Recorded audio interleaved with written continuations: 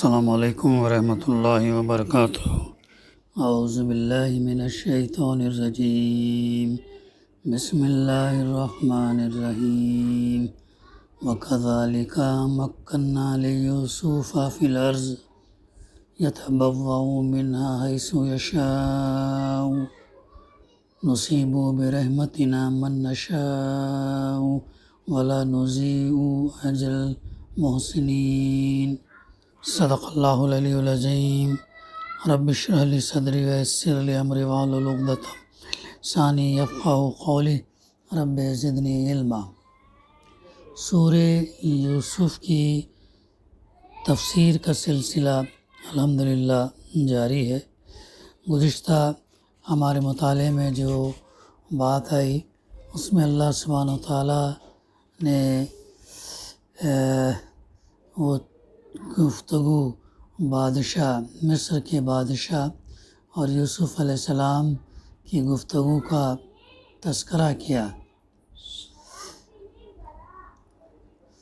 بادشاہ نے یوسف علیہ السلام سے جو گفتگو کی تو بادشاہ نے کہا، اب آپ ہمارے ہاں قدر اور منزلت رکھتے ہیں۔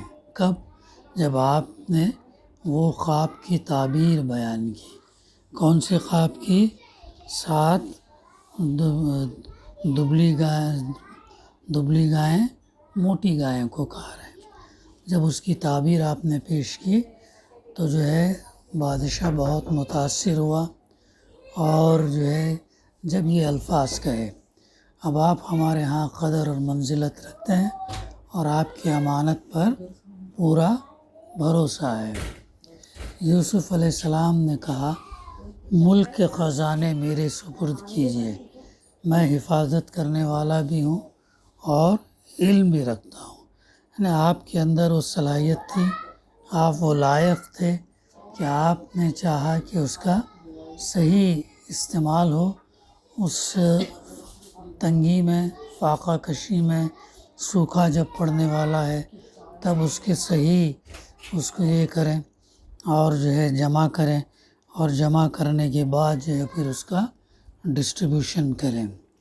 اس کے بعد کی آیت ہے جس میں اللہ تعالیٰ فرماتا، وَكَذَلِكَ مَكَّنَّا لِيُوسُفَ فِي الْأَرْضِ، اس طرح ہم نے اس سرزمین میں یوسف علیہ السلام کے لیے اقتدار کی راہ ہموار کی۔ یہ ہمارے لیے بہت بڑا سبق ہے۔ یعنی اللہ تعالیٰ سے مایوس نہیں ہونا چاہیے اور اللہ تعالیٰ سے اچھا گمان اور اچھی امید رکھنا چاہیے، اور توکل اتنا ہونا چاہیے کہ جو اللہ کرتا وہ خیر کرتا اور ہمارے حق میں بہتر ہے، یہ سمجھ کر جو ہے ہم اب جیسے کل پرسوں میں بات ہو رہی تھی نا کہ ایک فلسطینی جو ہے اس کے اپنے 6 جوان بیٹے شہید ہو گئے، اس کے باوجود بھی وہ کیا کہہ رہا تھا؟ اللہ کا شکر ادا کر رہا تھا، اللہ کی مرضی کہہ رہا تھا، اللہ کے فیصلے پر وہ راضی ہو رہا تھا۔ یہ بہت بڑا ہمارے لیے سبق اس صورت سے ملتا ہے کہ اللہ تعالیٰ نے یوسف علیہ السلام کو جو بھائیوں نے مارنا چاہا، غلام بنائے گئے، غلام بنا کر بیچے گئے، الزام لگایا گیا، بے گناہ جیل میں ڈالے گئے، لیکن اپنے اخلاق، اپنے ایمان اور خواب کی تعبیر کی بنیاد پر ہم یہ دیکھتے ہیں کہ پورے مصر پر وہ چھا جاتے ہیں۔ تو اس طریقے سے اللہ سبحانہ و تعالیٰ جس سے کام جب لینا چاہتا ہے تو وہ کام لیتا ہے، اس کے لیے وہ اسباب پیدا کرتا ہے۔ اسی لیے اللہ کی ذات سے کبھی مایوس نہ ہونا، کبھی مایوس نہ ہونا، اور یہ اللہ سے دعا کرنا کہ اللہ تعالیٰ ہم سے اسلام کا وہ کام لے جو اللہ تعالیٰ پسند کرتا ہے، جو اسلام کے صحیح معنوں میں جو ہے کام ہوتا ہے، اور اللہ پسند کرنے والا کام اسلام کا ہم سے لے، یہ ہماری دعا رہنی چاہیے۔ تو اللہ تعالیٰ نے یوسف علیہ السلام کے لیے اقتدار کی راہ ہموار کی۔ وہ مختار تھا کہ اس میں جہاں چاہے اپنی جگہ بنائے. یعنی اب ساری سرزمین مصر یوسف علیہ السلام کی تھی. اس کی ہر جگہ کو وہ اپنی جگہ کہہ سکتا تھا. ہاں، غلام. دیکھو کتنا بڑا معجزہ ہے یہ، کتنا بڑا سبق ہے یہ. اللہ کی قدرت کا کرشمہ دیکھنے کو ملتا ہے ہمیں. تو مصر میں کوئی گوشہ بھی ایسا نہ رہا جو اس سے روکا جا سکتا ہو. یہ گویا اس کامل تسلط اور ہمگیر اقتدار کا بیان ہے جو حضرت یوسف علیہ السلام کو اس ملک پر حاصل تھا. قدیم مفسرین بھی اس آیت کی یہی تفسیر کرتے ہیں. چنانچہ ابن زید کے حوالے سے علامہ ابن جریر طبری نے اپنی تفسیر میں اس کے معنی یہ بیان کیے ہیں کہ ہم نے یوسف علیہ السلام کو ان سب چیزوں کا مالک بنا دیا جو مصر میں تھیں، دنیا کے اس حصے میں، اور جہاں جو کچھ چاہتا کر سکتا تھا. وہ سرزمین اس کے حوالے کر دی گئی تھی، حتیٰ کہ اگر وہ چاہتا کہ فرعون کو اپنا زیر دست کر لے اور خود اس سے بالاتر ہو جائے تو یہ بھی وہ کر سکتا تھا. دوسرا قول علامہ موصوف نے مجاہد کا نقل کیا جو مشہور ائمہ تفسیر میں سے ہے. ان کا خیال ہے کہ بادشاہ مصر نے یوسف علیہ السلام کے ہاتھ پر اسلام قبول کر لیا تھا. واللہ عالم بالصواب. یہ تھا اس آیت کی ضمن میں تفسیر. پھر آگے اللہ تعالیٰ فرماتا نصیب برحمتنا من نشاء ولا نضیع اجر المحسنین. ہم اپنی رحمت سے جس کو چاہتے ہیں نوازتے ہیں.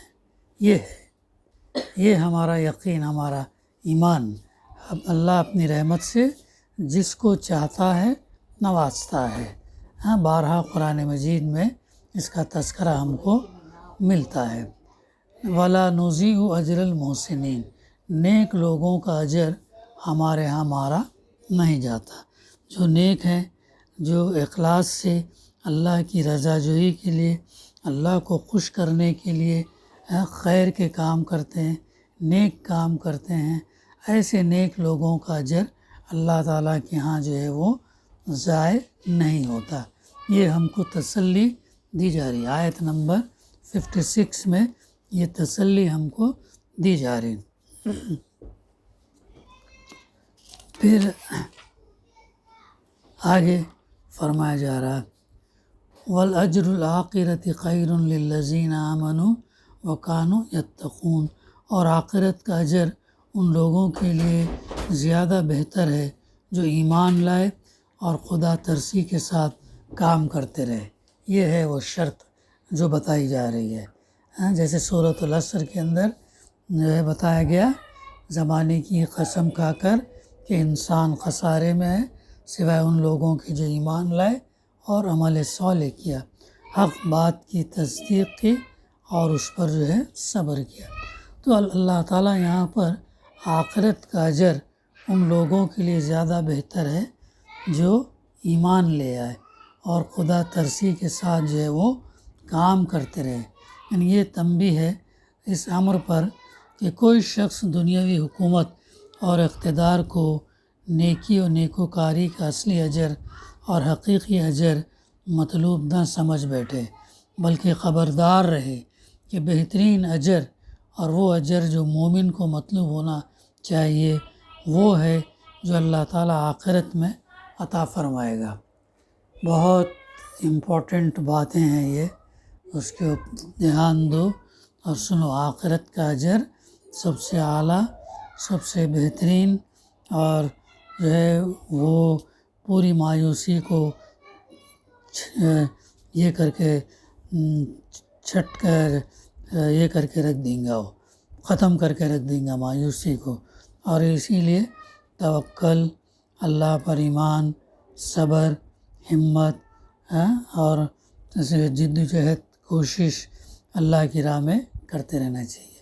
کتنی بہترین بات اللہ تعالیٰ نے فرمایا وَالْأَجْرُ الْآخِرَةِ خَيْرٌ لِلَّذِينَ آمَنُوا وَكَانُوا يَتَّقُونَ. اور آخرت کا اجر ان لوگوں کے لیے زیادہ بہتر ہے جو ایمان لے آئے اور خدا ترسی کے ساتھ کام کرتے رہے۔ آگے اللہ تعالیٰ فرماتا وَجَاءَ إِخْوَةُ يُوسُفَ فَدَخَلُوا عَلَيْهِ فَعَرَفَهُمْ وَهُمْ لَهُ مُنْكِرُونَ۔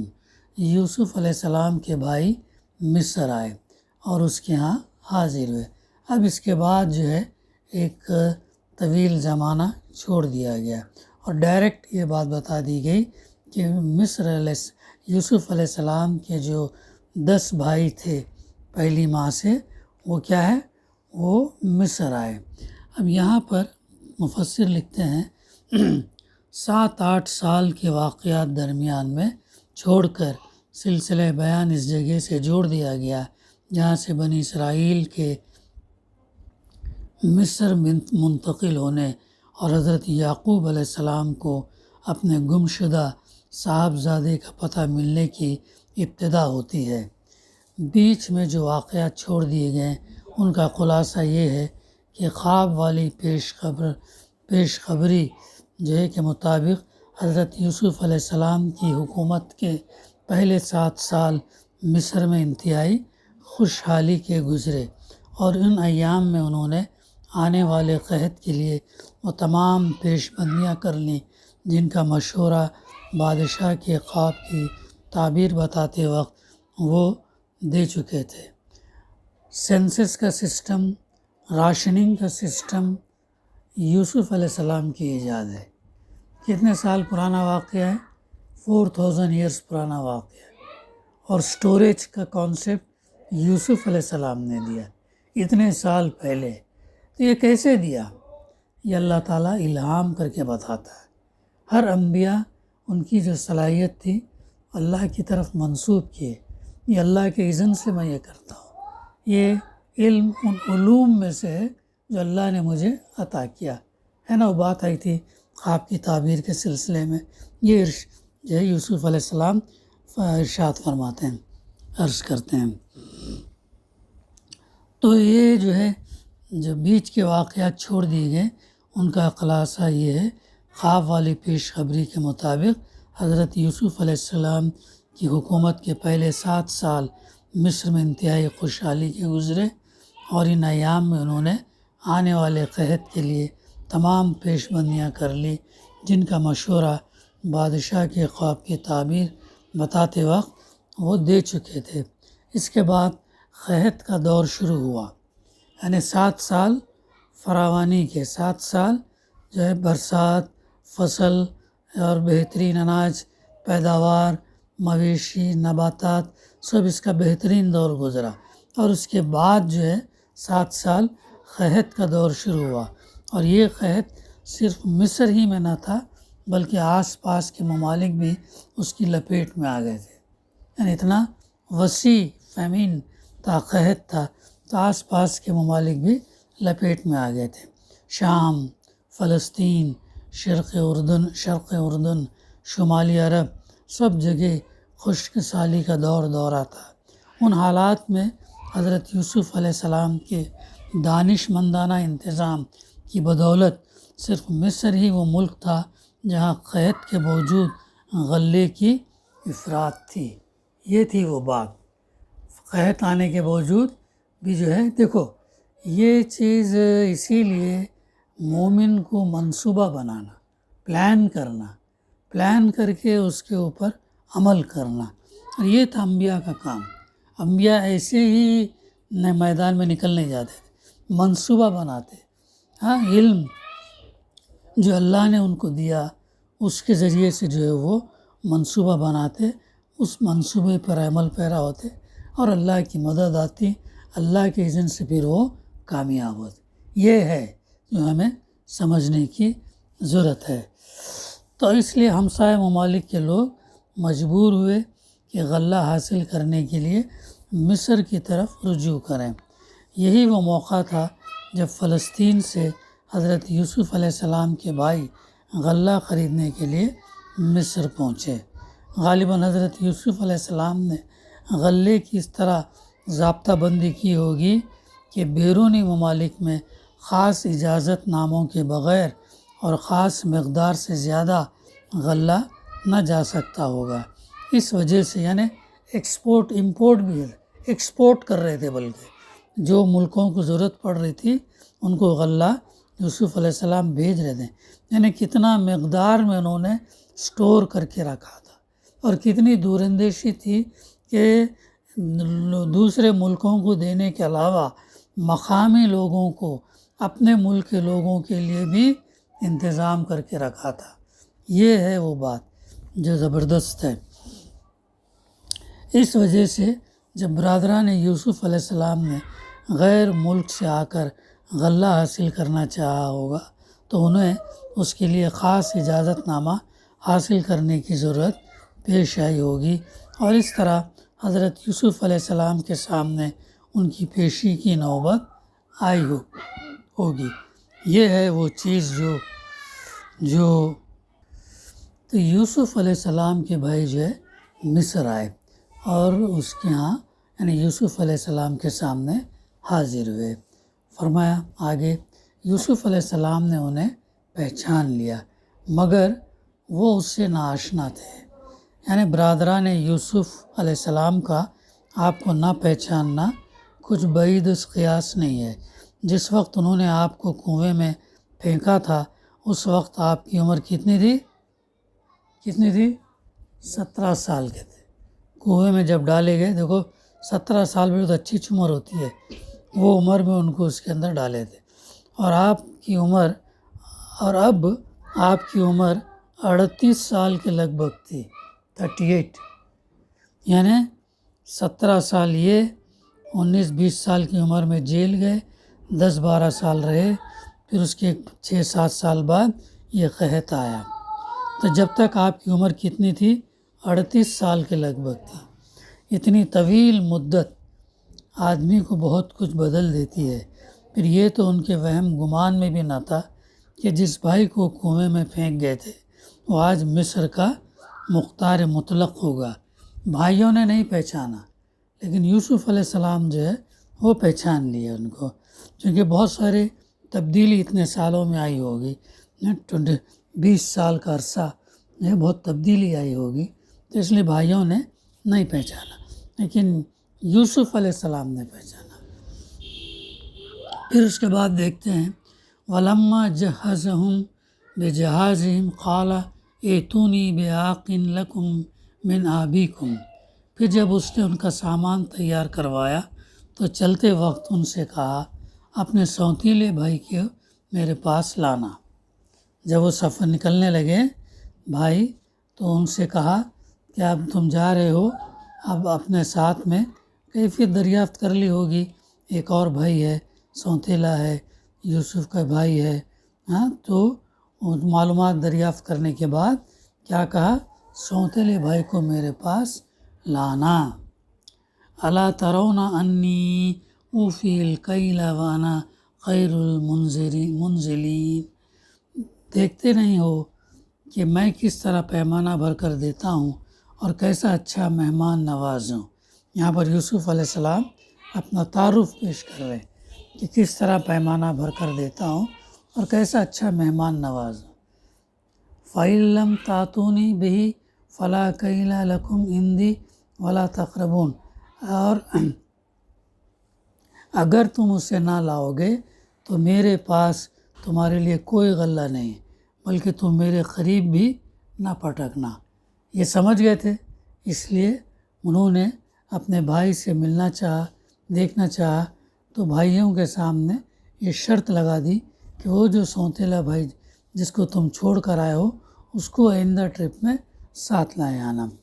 انہوں نے کہا ہم کوشش کریں گے کہ والد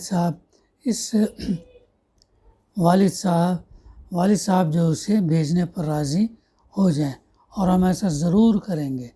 یوسف علیہ السلام نے اپنے غلاموں کو اشارہ کیا کہ وہ ان لوگوں نے غلے کے عوض جو مال دیا وہ چپکے سے ان کے سامان ہی میں رکھ دو۔ یوسف علیہ السلام نے اس امید پر کیا کہ گھر پہنچ کر وہ اپنا واپس پایا ہوا مال پہچان جائیں گے،